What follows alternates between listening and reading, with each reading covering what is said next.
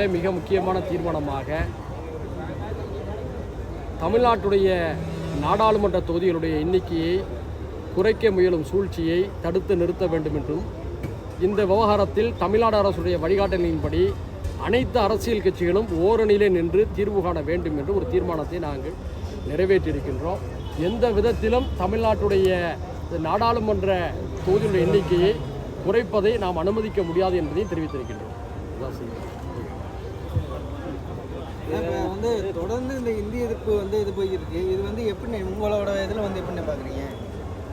இல்லை, அதாவது இது ஆண்டாண்டு காலமாகவே ஒரு ஆரியர்களுடைய சூழ்ச்சியாக இந்தியை திணிப்பதற்கான முயற்சிகள் பல காலகட்டங்களில் நடந்துக்கிட்டே தான் இருக்குது.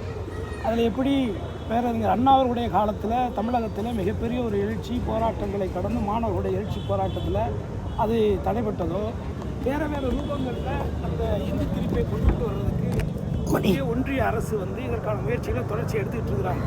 ஆனால் இன்னும் திட்டவட்டமாக சொல்லியிருக்காரு.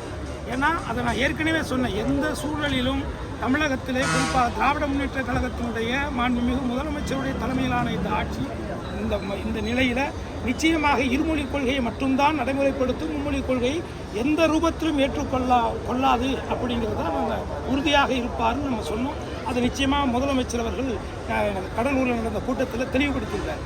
ஆகவே இந்தி திணிப்பதன் மூலமாக தமிழ் மொழியாம் தாய்மொழியை, ஒரு செம்மொழியை அழிப்பதற்கான ஆரியர்களின் சூழ்ச்சியாகத்தான் ஒட்டுமொத்த உலகத்தில் இருக்கக்கூடிய தமிழர்கள் அத்தனை பேரும் பார்க்குறாங்க.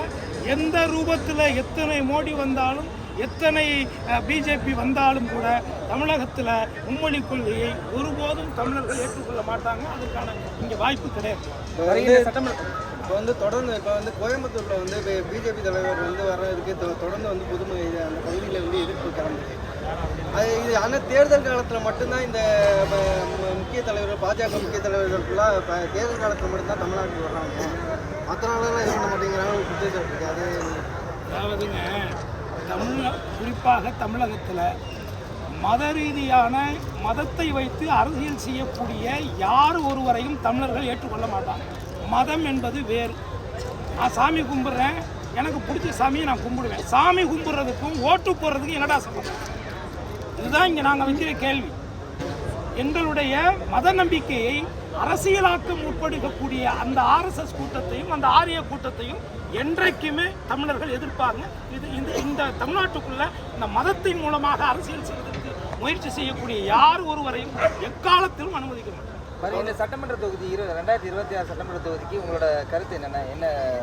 நிச்சயமாக இன்றைக்கு மக்களுக்கான ஆட்சி, குறிப்பாக தமிழகத்தினுடைய உரிமைகளுக்காக தொடர்ந்து குரல் கொடுத்து கொண்டிருக்கக்கூடிய வருவாய், அதாவது குறிப்பாக பாருங்கள், மும்மொழி கொள்கையை ஏற்றுக்கொண்டால் மட்டும்தான் நம்ம கல்விக்கான நிதியை நாங்கள் கொடுப்போம் அப்படின்னு சொல்லக்கூடிய ஒரு அராஜக போக்கு இதுவரைக்கும் இந்தியாவில் இது மாதிரி ஒரு அமைச்சர் கூறியதே கிடையாது.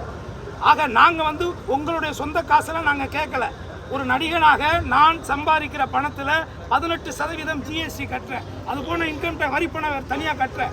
அப்போ என்னை போன்ற தமிழகத்தில் இருக்கக்கூடிய தொழிலாளர்கள், தொழிலதிபர்கள், வியாபாரிகள், இப்படி எல்லாருமே, எல்லா சமூகம், கிறிஸ்துவர்கள், முஸ்லீம்கள், இந்துக்கள்னு சொல்லக்கூடிய எல்லாருமே தமிழகத்தில் இருந்து கட்டக்கூடிய வரி பணத்தின் மூலமாக தமிழ்நாட்டுக்கான திட்டங்களுக்கு கொடுக்க வேண்டிய பணத்தை நீங்கள் கொடுக்காமல் அதுக்கு நீங்கள் ஒன்றை திணித்து இது எடுத்து ஏற்றுக்கிட்டா தான் நான் கொடுப்பேன்னு சொல்லுங்கள். எவ்வளோ கேவலமான ஒரு அரசியல்! எதை நோக்கி இந்த அரசியல் போகுது? இதை எப்படி நம்ம ஏற்றுக்கொள்ள முடியும்? ஆகவே இப்படிப்பட்ட தமிழகத்திற்கு ஒரு தீங்கு என்று சொன்னால், எதிர்கால சந்ததிகளுக்கு ஒரு தீங்கு என்று சொன்னால், எந்த ரூபத்திலும் வந்தாலும் அதை எதிர்த்து நிற்பேன் என்று சொல்லக்கூடிய முதலமைச்சர், மாண்புமிகு தமிழகத்துடைய முதலமைச்சர் அண்ணன் மு.க. ஸ்டாலின் அவருடைய கரத்தை வலுப்படுத்துவதுதான் 2026 நோக்கம். கடைசி அண்ணாமலை இப்போ சமீப பேட்டி கொடுத்துருக்கப்ப அமெரிக்காவில் அதிபர்களுக்கு வருஷத்துக்கு ஒரு தடவை மென்டல் டெஸ்ட் பண்ணுவாங்க. அது மாதிரி இங்கே ஸ்டாலினுக்கும் மென்டல் டெஸ்ட் பண்ணி ஃபிட் ஃபார் லீடா அப்படிங்கிற மாதிரி இது பண்ணணும் அப்படிங்கிற மாதிரி கேட்டிருக்காரு. இல்லை, இதை இதே ஆராய்ச்சியை அண்ணாமலைக்கே வைக்கலாம். அவர் ஃபிட்டார், அதுக்கு தகுதியாக இருக்காரா? ஏன்னா ஒவ்வொரு நாளும் ஒரு பொய் சொல்கிறார். அதாவது படித்தவர்கள் சொன்னால், படித்தவன்ப்பான்னு சொல்லுவாங்க. ஏற்றுக்கிற ஒரு முட்டாள்தனமான சில நம்பிக்கைகள் சில பேர் இருக்கும். ஆனால் படித்த கிரிமினல்ஸ், என்னை பொறுத்தவரை அண்ணாமலை அவர்கள் தனக்கு கிடைத்த, நான் படித்து ஐபிஎஸ் ஆக இருந்த நோக்கம் என்ன? மக்களுக்கு பணி செய்தானே வந்தீங்க. அந்த பணியை நீங்கள் செய்யலையே. எவ்வளோ பெரிய வாய்ப்பு அது! அப்படி இருக்கும் பொழுது அங்கே போய் கர்நாடகாவில் போனீங்கன்னாக்கா நான் கன்னடத்துக்காரன்னு சொல்கிறத நான் பெருமை அடைகிறீங்க. அப்புறம் இங்கே வந்துட்டு நான் தமிழ்னு படம் கிடைக்கிறீங்க. என்னென்ன பண்ணுறீங்க? ஒரு நாளைக்கு ஒன்று ஒவ்வொரு நாளைக்கு ஒவ்வொரு பொய்யான எதுவுமே ஒன்றும் இல்லை. 50 லட்சம் பிள்ளைங்க ஹிந்தி படிக்கிறாங்கன்னு ஒரு பொய். எத்தனை நாளைக்கு எத்தனை பொய் எத்தனை ரூபத்தில் சொல்லுவீங்க? அதனால் முதல்ல மாண்புமிகு பாரத பிரதமரும் அவர் கூட இருக்கிற அமித்ஷா கிட்ட நான் வைக்கிற கோரிக்கை, அண்ணாமலையை டெஸ்ட் பண்ணுங்க. அவர் வந்து ஒரு நாளைக்காவது ஒரு உண்மையை பேச சொல்லுங்க. அவ்வளோதான் சார். 2026 தேர்தலுக்கு அதிமுகவோட கூட்டணி வைக்கிறதுக்கு உண்டான வாய்ப்புகள் இருக்கா? யாரு கூட?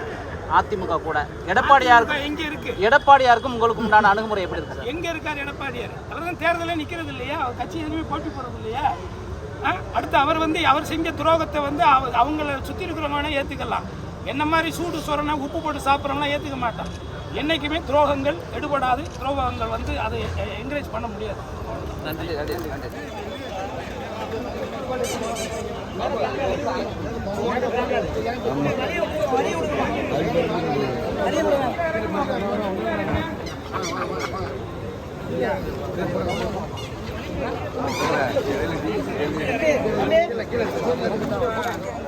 வழி விட்டுருங்களா அண்ணா? கொஞ்சம் வர்றப்பெல்லாம் கொஞ்சம் வழி விட்டுருங்க.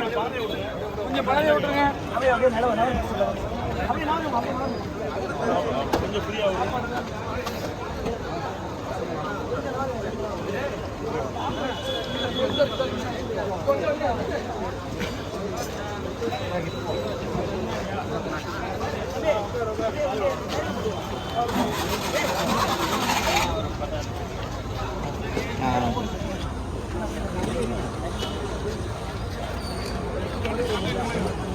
நீங்கள் தான் உண்மையான ஒரு ஜேர்னலிஸ்ட். மேலே இந்தியா